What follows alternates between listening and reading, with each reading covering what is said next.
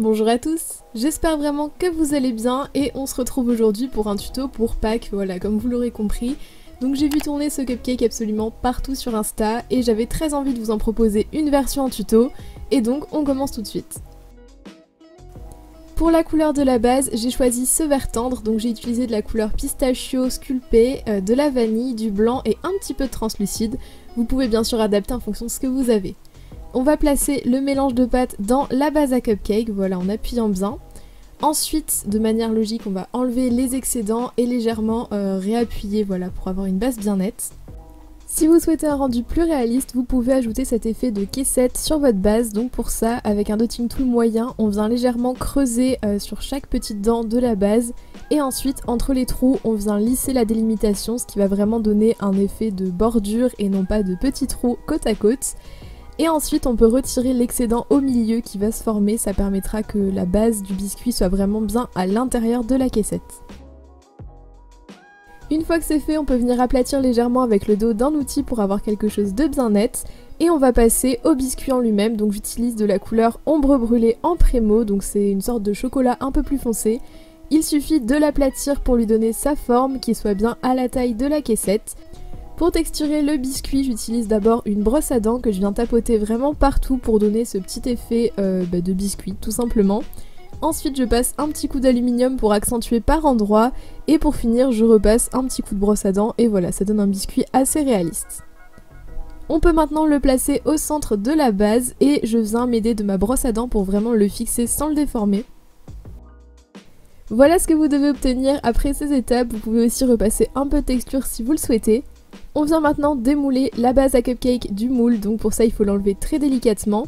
Et voici le résultat de la base du biscuit.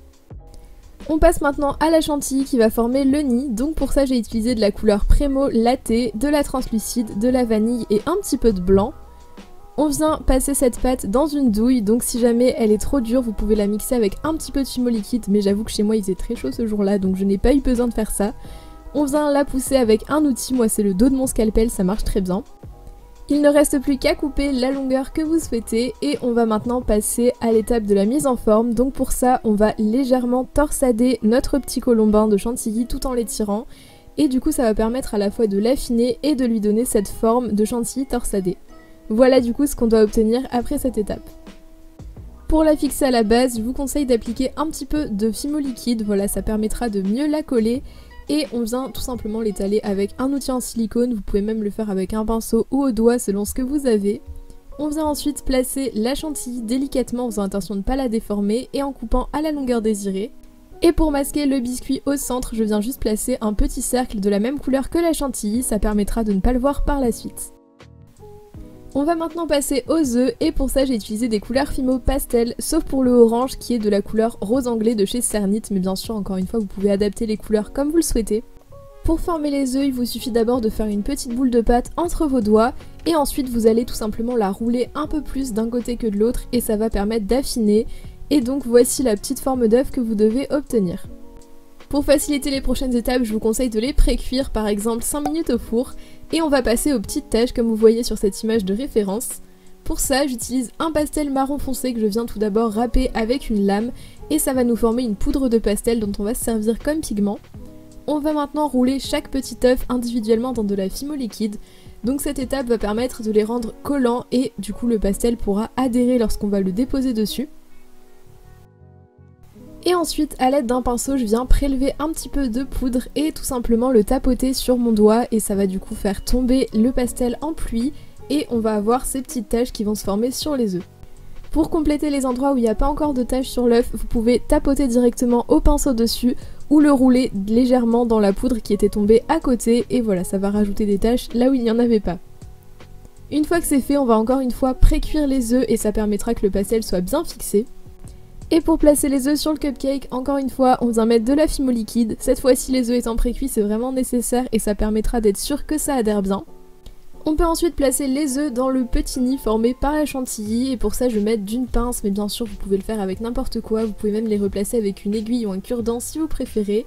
Et donc on vient les disposer en petits cercles, bien sûr vous pouvez rajouter plus d'œufs, en mettre moins, encore une fois c'est totalement libre.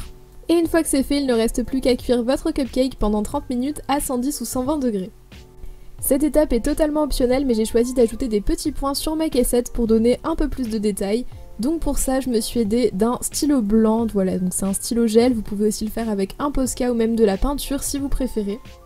Et donc ensuite, il n'y a rien de plus simple, juste vous tracez des petits points, et la petite subtilité, on va dire, c'est que j'en ai fait 3 dans une ligne et 2 dans la ligne suivante, voilà, j'ai alterné, et ça permet d'avoir les petits points en décalé et non pas tous droits et tous parallèles. Je sais pas si c'est très clair, mais je pense que vous voyez à l'image.